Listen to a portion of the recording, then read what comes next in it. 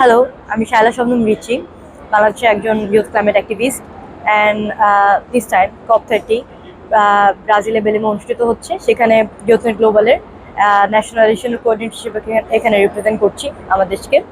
তো প্রতি বছরের ন্যায়, বিগত কয়েক বছরের ন্যায় আমাদের এবারের কপেও আমাদের বাংলাদেশ থেকে বেশ কয়েকজন ইউথ ডেলিগেট জয়েন করেছে কপ সম্মেলনে, এবং সেখানে অনেকে হচ্ছে পার্টি ডেলিগেট, গভর্নমেন্ট ডেলিগেট হিসেবে কাজ করছে, আবার অনেকে হচ্ছে অবজারভার হিসেবে এসেছে, যেরকম আমি।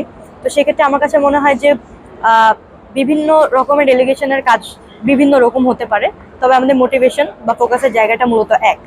যেমন আমি আমার জায়গা থেকে চেষ্টা করব যে আমার এবছরের কপের একটা ফোকাস পয়েন্ট হচ্ছে, এক হচ্ছে জেন্ডার অ্যাকশন প্ল্যান, যেটা গ্যাপ, অ্যান্ড আরেকটা হচ্ছে লস অ্যান্ড ড্যামেজ, যে ফাইন্যান্স মেকানিজম। সো এই দুইটা জায়গাকে আপনারা কিন্তু ইন্টার রিলেট করে কাজ করতে পারবেন। সো সেই জায়গাটা আসলে কোন কোন জায়গায় কথা বলা যায়, কোন কোন জায়গাগুলো নিয়ে আসলে পুশ করা যায়, যারা নেগোসিয়েটার, বিভিন্ন সাইড ইভেন্টের মাধ্যমে হোক, বিভিন্ন ধরনের মিটিংয়ের মাধ্যমে হোক, তাদেরকে আসলে এজেন্ডাটা বোঝানো, এবং যাতে এই বিষয়গুলো হচ্ছে নেগোসিয়েশন মিটিংয়ে ফুটে উঠে। এবং সাথে সাথেই যে ধরনের ইউথরা এখন নেগোসিয়েশনে কাজ করতে পারতেছে, তো তারাও যাতে এগুলো নিয়ে হচ্ছে ফোকাস করতে পারে এবং গভর্নমেন্টকে পুশ করতে পারে। এবং সাথে সাথে এবারে কপের একটা অন্যতম ফোকাসের জায়গা থাকবে আমার মনে হয়, যে নেগোসিয়েশন থেকে এগিয়ে এসে ইমপ্লিমেন্টেশনের দিকে যাওয়া।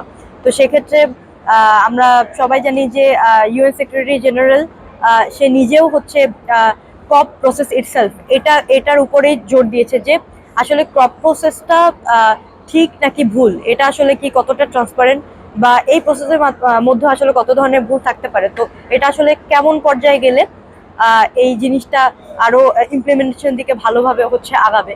তো এই জায়গাটা আমাদের সবার জন্য জোরালোভাবে আসলে দেখার দরকার আমার মনে হয়। কারণ কপ বছর পর বছর হচ্ছে, তবে কপের শুধু নেগোসিয়েশন হলেই হবে না, এবং নেগোসিয়েশনের পর শুধুমাত্র কোনো ধরনের ফান্ডিং মেকানিজম প্রতিষ্ঠা করলেই হবে না, সেগুলো ইমপ্লিমেন্টেশন হচ্ছে কিনা সেটাও আমাদের দেখতে হবে। এবং বাংলাদেশের ইউথ হিসাবে আমার কাছে মনে হয় আমরা যে যার জায়গা থেকে সেই জায়গাগুলোতে আমরা যদি ফোকাস করতে পারি, পুশ করতে পারি স্পেসিফিক অথরিটিকে, ওই ওই জায়গা থেকে আসলে আমার মনে হয় যে এবার দাবি থাকবে যে শুধুমাত্র কথাই নয়, আসলে কাজ হোক, এবং ইমপ্লিমেন্টেশন দিকে আমরা যাতে ধাপে ধাপে এগোতে পারি।